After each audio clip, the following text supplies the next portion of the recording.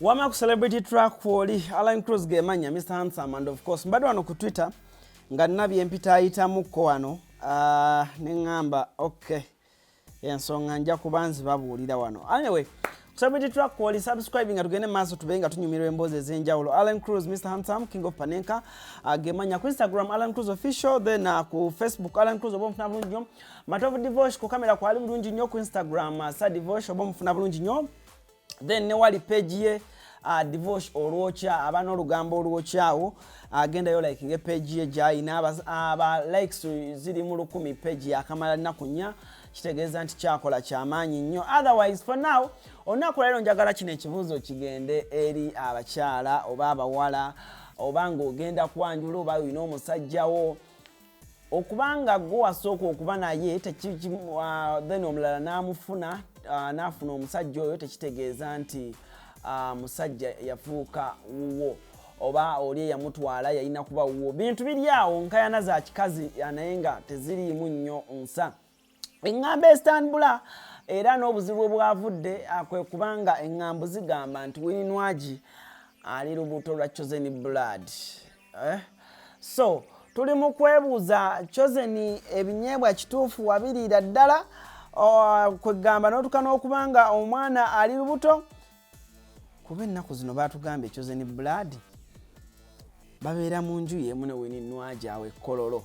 So tukyebuuza ekintu kyekimu Choosen bituufu ddala oba nedda. Tuba tukyali awo omuwala omu n'avaayo mu maloboozi ag'enjawulo ng'agamba yateekanga mu Choosen ssente n'awanga Choosen blood ssente.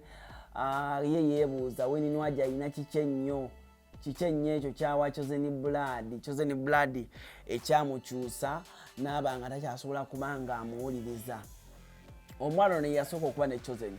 Kati omuwala ono ye ali akombye kwerima agamba ngenda kulwanira omusajja wange, agamba nandisobodde okuba nga nkola kyonna kye nsobola okukola, naye Choosen sooka oveeyo oyimire ng'omusajja omuddiremu. Bwe nayogeddeko ne Choosen blood yabadde aŋŋamba yabadde agezaako kunnyonnyola ensonga ezo. Kandabe wano ku ssimu bwema nsobola okufuna Choosen blood atubuulire ebyaddala olubuto mweruli. Tugenda kufunayo ka Winnie Nwagi akatabike mu blood oba kale katufune wano Choosen blood ambuulire ensonga zonna nga bwe ziri. Tusabe nnyo akwate essimu kuba bw'atakwata ensonga zinaabeera wano.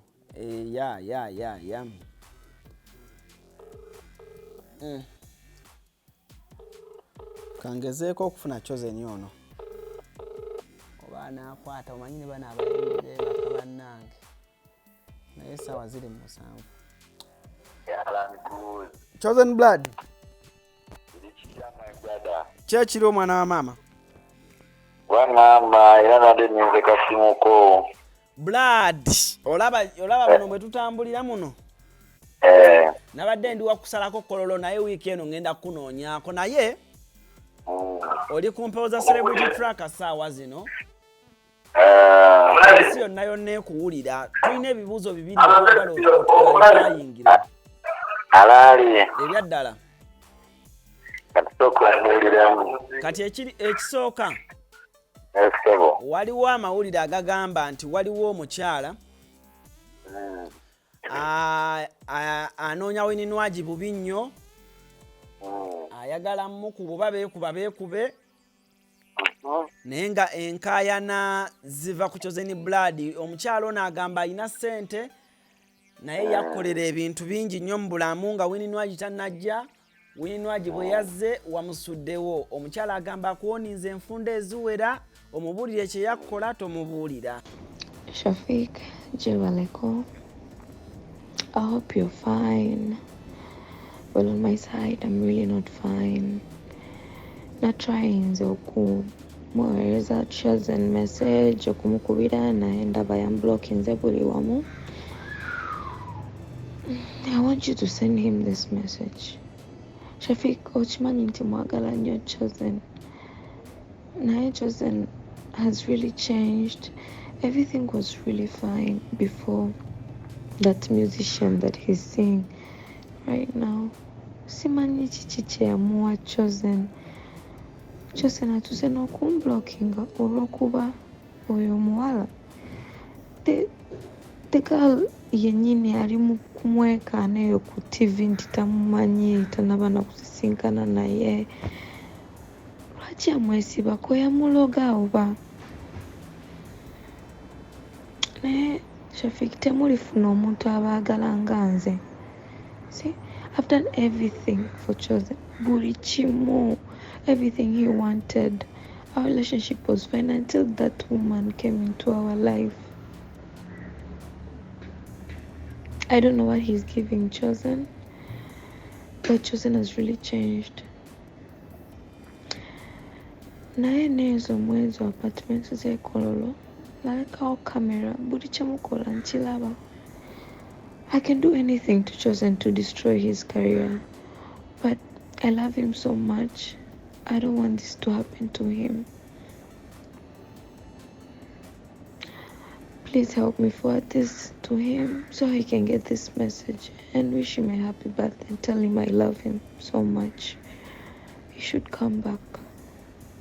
You see, Shilo olabe chinari nkugamba, eh? I told you from day one that this guy is not right. After all I've done for him, eh? The whole money I've spent.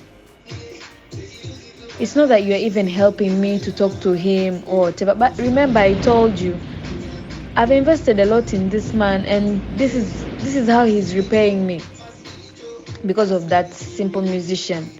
What does she have that I don't have? Is it the body? Okay, I run a real estate business. Does any artist in Uganda can ever have that business or even run it? All the money I have used on him, you guys to party, you know, it's not like I'm regretting, but it hurts me because I loved Choosen. That's why I was investing my time in him. But he should be careful so that he can be domestic violenced. I'm so tired of you guys, and I know in any time from now you will look for me. Mujja kunoonya. Gwasalawo okwefuula mwakolamu abayimbi mulina amanya naye yagamba n'akwata ku Winnie Nwagi. So omukyalo ono atambuza voice notes nyingi nnyo ku WhatsApp zigenze zitambula. I believe wabiwuliddeko. Emani mwana byewuunyisa because kubanga Alwanira bomanyi mwana mulimu abantu babadde irrelevant naye nga bafuuka relevant mu makuba agatali matuufu. Kati kinuma n'okunnuma nti essaawa eno omuntu atamatalinda atali muntu yenna amumanyi nti tumuwadde obudde tumwogerako because yakoze ekintu nze kyendaba ekyobujega n'ateeka abantu abatali mu mboozi ze na buli kintu kyonna. Maani simanyi Alani ndi munyiivu naye era amanfunye chance nti nkyogereko nkikiryange nakyo mba nkikwebaliza muganda wange. Omukyala kituufu mweyagalako? Omuntu oyo nno munnange tegalina byalaavu nno mbulaavu yali kasitoma wange mukwano gwange mabono gamba ofunyeyo kasitoma naye ng'asasula bulungi ekitegedde yabeeranga ne house party abeera neamanya nabomanya abantu nga apatinga naye nga muntu mulungi si muntu mubi. Kati zo binakolagana naye alina directions yali ayagala okunteekamu ate kati naye ndowooza ndabanga nayagala mukube matooke. Sokolindeko bulegenyinza okukipurayizinga mundoza nga ndabanga product y'omu supermarket gyayinza okugenda n'agamba mbu eno spring nagigula ssente bwezitwala ekitegeera.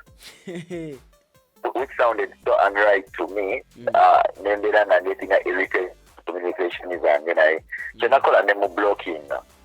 Nabo manyi nti bwe batayagala bad vibe ogiblocking, you stay away from bad energy. Kati yakola ku birthday yange yaliwo last week n'akwata esimu ye n'awuliriza voice note eri buli muntu ye gwe yali awuliddeko nti amanyi oba gwe yali andabye nako naye ekitegeera. Kati nga bw'omanyi abantu abamu Alani oba basigadde mu bulamu bwe obw'edda bya myaka mikadde abantu abamu batakyakolagana nabo. Kati guy Shafik yatambuza voice note yali yamudage yali asooka okupa share asooka yabadde asinga okutambuza voice note ezo ng'azongerayo bwongezi intentional ate kati ezo ze bawuliddeko nonanto naye ayina ezimu yaziweereza mu family members bano ekirungi bwe tebasobola zitambuza kitegeera naye Justin ekyemusaba asizinge fire ate n'ekirala lekeko ataasi n'abantu bali innocent mu bino ye bw'aba alina ebigendererwa bye ng'ayagala kufuna attention muno mulimu innocent figures nga Winnie Nwagi Nwagi tezimukwatako bino tamumanyi namumanya kati lwaki ddala aba amuteeka mu bintu bye kale this week ngenda kunoonyaako otubuulire ku nsonga eno ku kamera kale muganange tujja kusinkana byasanyuka okukulaba kale naye ng'abantu abo abatuyingiramu abaagala okufuna amannya g'amangu ku lw'okuba ng'okitegeera tulekeddewo attention basumbuwa alani okimanyi erinnya terikoleka abantu balwana okutuukako we batuuse nekirabika abantu abamu kati ng'oyo aba anoonya shortcut ku attention mukama atuyamba abatutaase okay kale mugana ekirala Choosen bana tulina okuddamu omubuuza eky'olubuto atubuulire oba ebbango yali waniseemu oba nedda mbadde nno nerabidde okuddamu mubuuza eky'olubuto ate ng'alina otwongera ku ttaala awo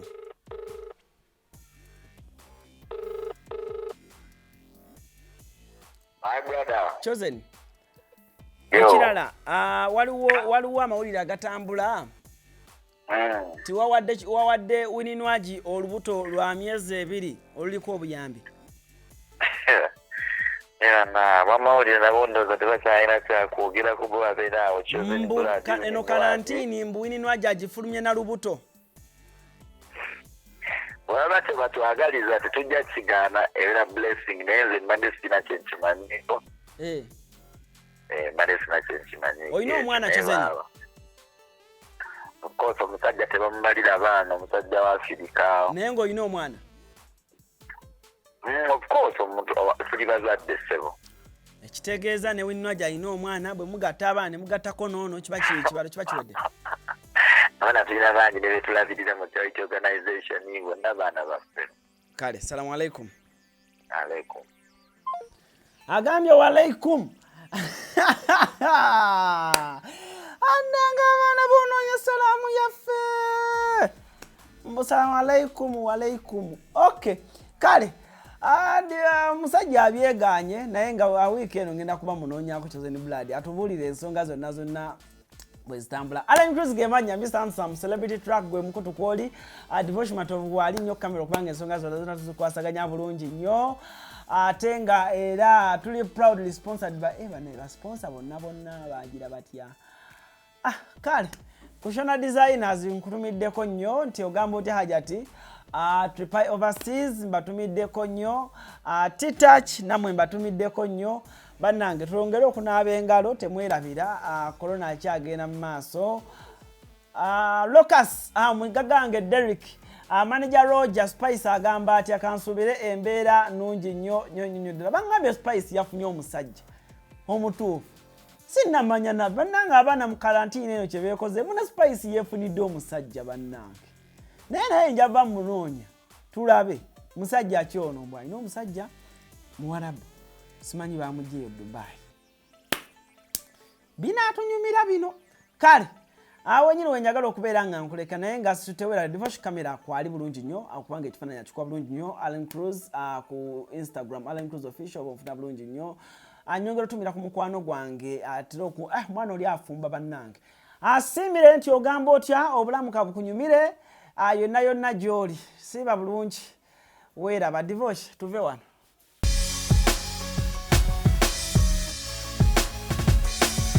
Celebrity Track subscribe